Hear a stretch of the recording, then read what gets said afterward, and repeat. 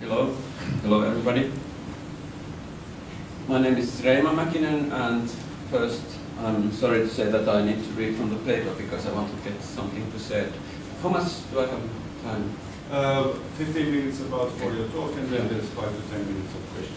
So we organized this exhibition on the same space, this small studio space, and here are some my thoughts about, from my point of view, about the home computer culture of the beginning of the 80s.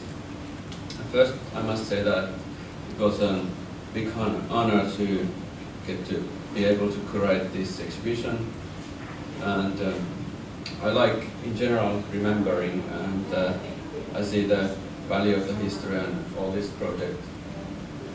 Maybe I see it more clearly now after doing this. Before it was just sort of a small interest group who was remembering this, and now it got more, more fame on this part of the history. And this exhibition, making it really made me to think really hard on those days back, 35 years ago. And I must also stress that this community does not exist anymore, because it was really in the beginning of the 80s when we started it, and quite fast it faded out. So to make this happen, we need to reconnect with the people and try to find the people. And actually, it was something close to the end of the exhibition, or was it? No, it was in the openings when first time we actually met some of the people of this community. So because we were scattered, living all around Finland, and we just sent letters to each other, and maybe occasionally made some phone calls, but that was it. So I'll talk about my thoughts about this past community. Luckily, we still have these printed documents, altogether something like 300 pages of text drawings, comics, and game listings. Otherwise, it had been too difficult to track down the memories of 30 years ago. It's a long time to think back your life. I don't remember how many members this community, curate, had, because we first started it as non-recorded or non-official thing, but then we made it official by starting an association around it. And it had something like less than 50 members, and plus that we sold more of these magazines. Altogether, the circulation was something between 100 and 150 of the best.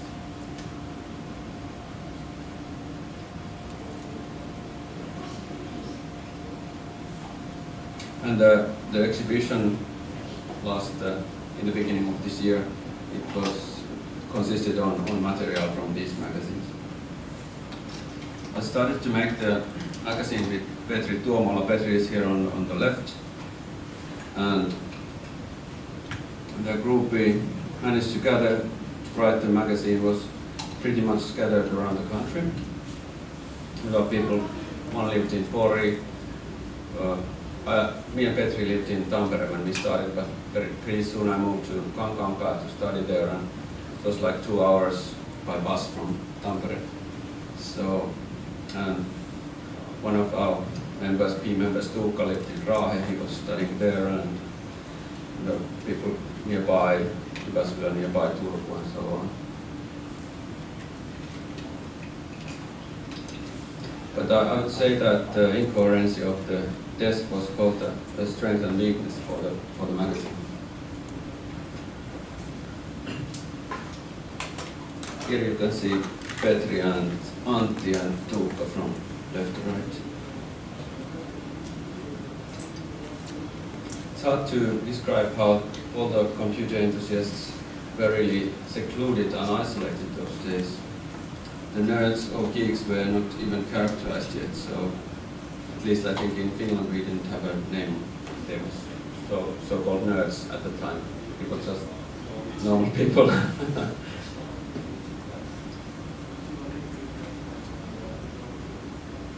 So actually we didn't have any interest group one could identify with. I could even claim that there were no home computer culture in 1982 when we started to make the magazine. And with this community we didn't have any other activities besides making this magazine.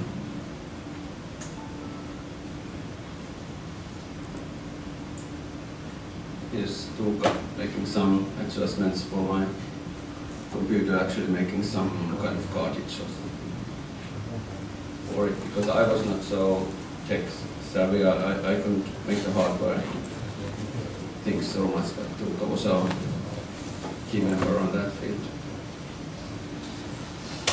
On some level we understood we were different because our fascination on machines.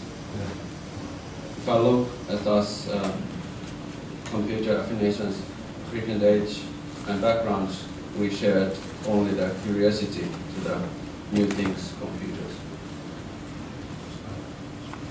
Home computers were a bit like toys, but they promised a lot more than anything before that.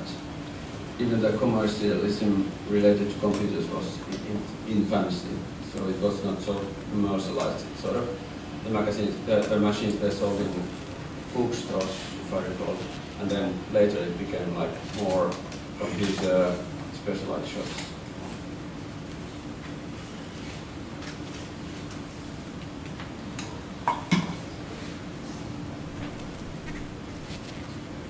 All in all, there were no real reason to buy a computer, but only interest to learn to play with it and to be able to understand it. For somebody it was maybe to learn to program, but for us it was the computer was mainly a tool to get what we wanted to make games and to make animation and stuff like that.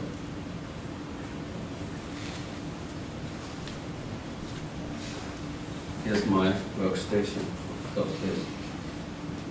So the driving force for us and for me was to do animation and games. You understand this, that before the computers, this hardly was possible.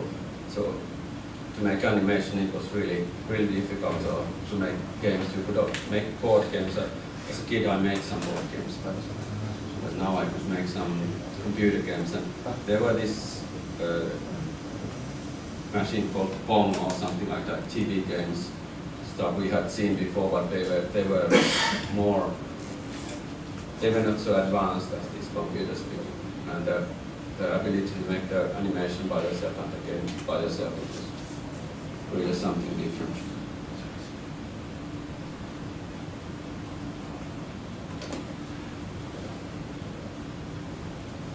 So I was a young art school student and I was fascinated by these graphic possibilities, even though they were really limited at those times. But still, here you see me programming. And for this exhibition, at the same time when we tried to find the people, we tried to find some material like photos and related stuff, not to make the exhibition only based on the magazines, but to get something extra for the exhibition. Unlike the other activists or leaders, so-called leaders on the other computer clubs in Finland, those days we were teens and youngsters. I've learned later that indeed there were some other computer clubs, but in those days it wasn't so easy to get the information on this either. I was saying that compared to them, we were basically mostly doing things that kids are interested in. So we were eagerly exploring games, music, drawing, animation, and word processing, all the potential of computers of that time. Next, I tried to sum of the ideas that defined our activities during those days. Here, by the way, I'm making some article for the magazine. Of course, I do it by the typewriter.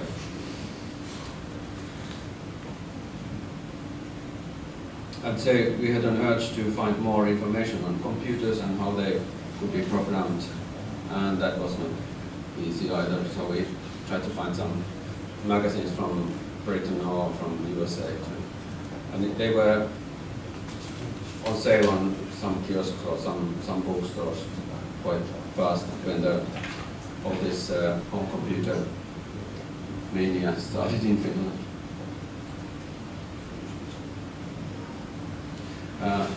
We were mainly interested on sharing. Selling or setting up a company was not on the table.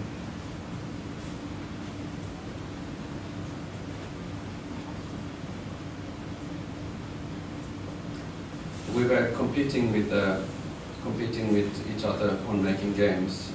So we were competing on ideas, the code, graphics, and stuff like that. So to compare with what the friend had done and maybe try to do it better or make it look better.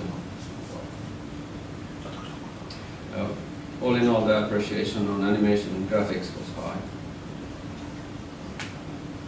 We saw the possibilities on making and playing adventure games with the machines of the area.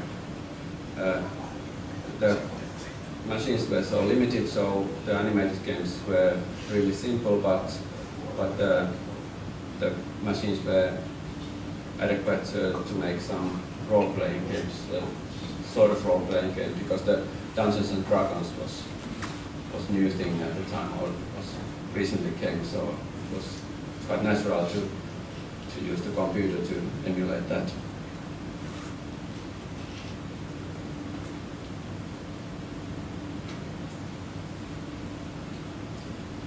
The appreciation on coding with assembler was constantly raising because the machines were so slow, we needed to use more like machine codes to make them go faster. We hyped or marketed the games we published on the magazine by extra graphics and background stories, and this could be seen as a simply form of branding. This is the listing and the representing of the game you saw in the first slide. This was how it was shown in the magazine. It also was in the cover of the magazine. And the last thing, we had a contradictory attitude towards piratism. So somebody was moral, so we understood the rights for the artist, but on the other hand, it was very difficult to get any games or any programs. So in practice, we needed to break those laws. So those two ways. The magazine started as a media to share games and funny thoughts. Already those days, the technical progress was fast. Micropost magazine became less and less topical because we could not keep up with the pace of development. In the last issues, there were no game listings at all, but no articles about the game culture in general.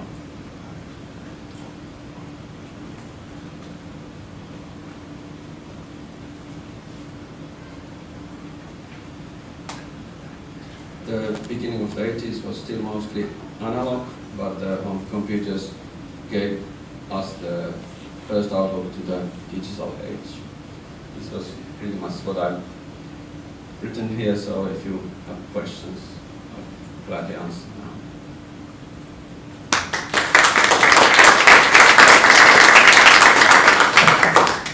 Thank you, Reima. So, questions. We have time for questions. Anybody want to ask something?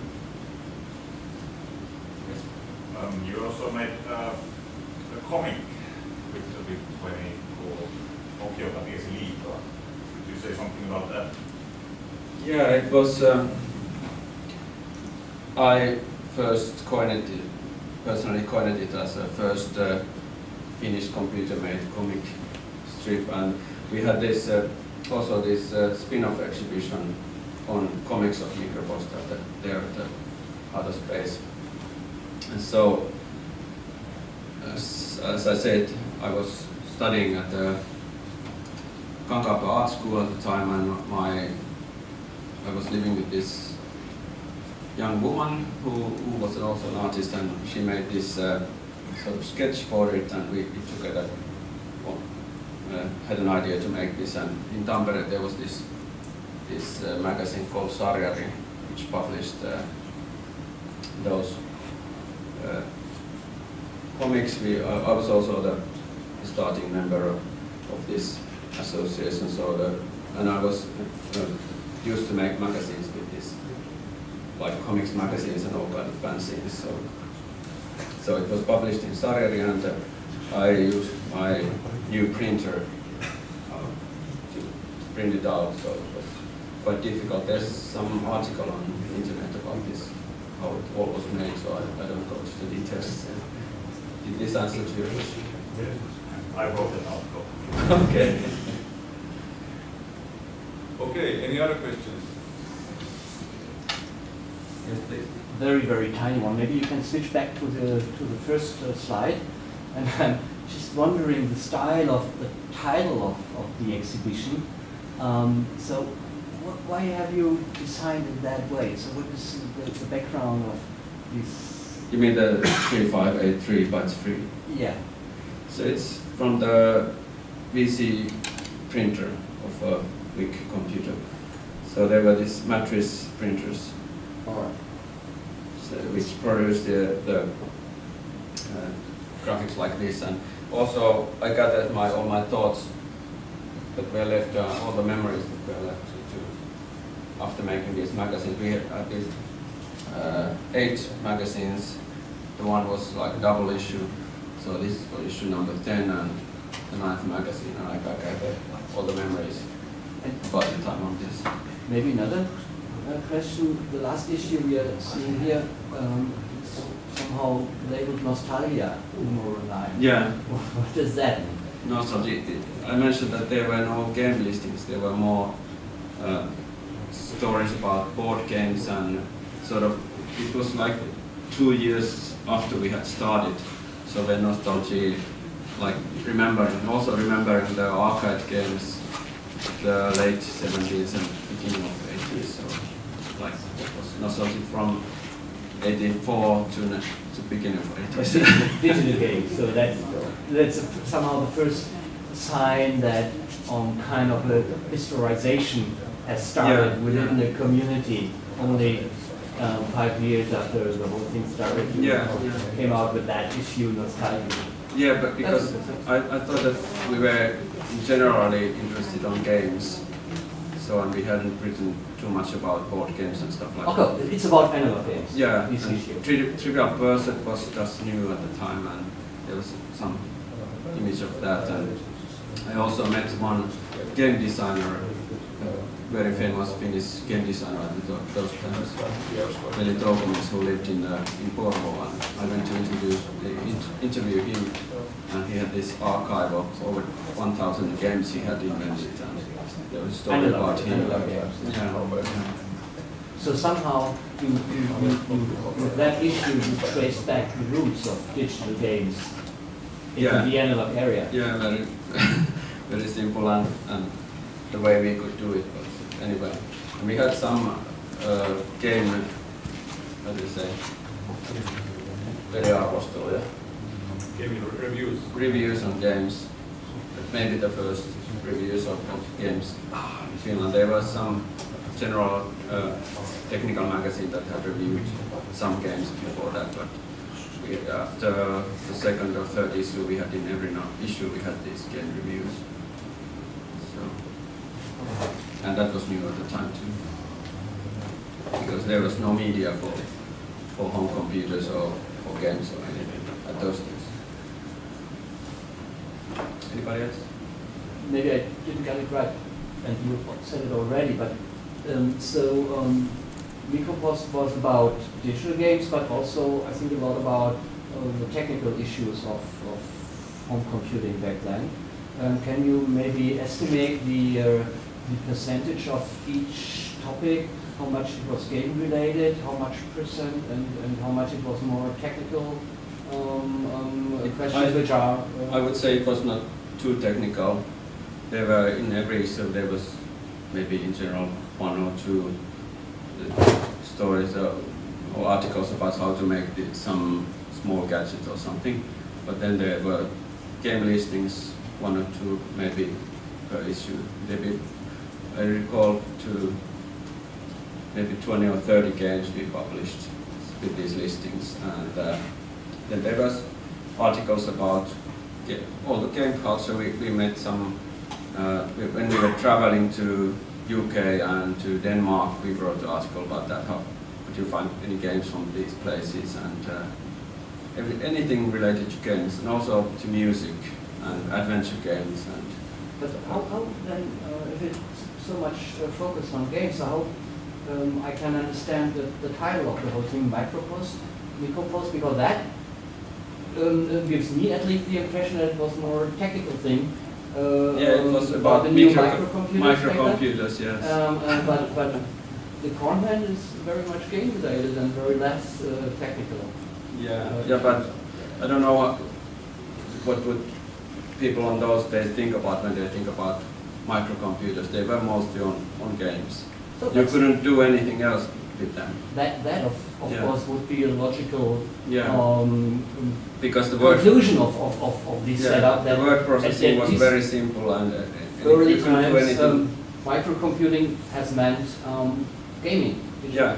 All right. Yeah, that was the time. That's true. Anybody else?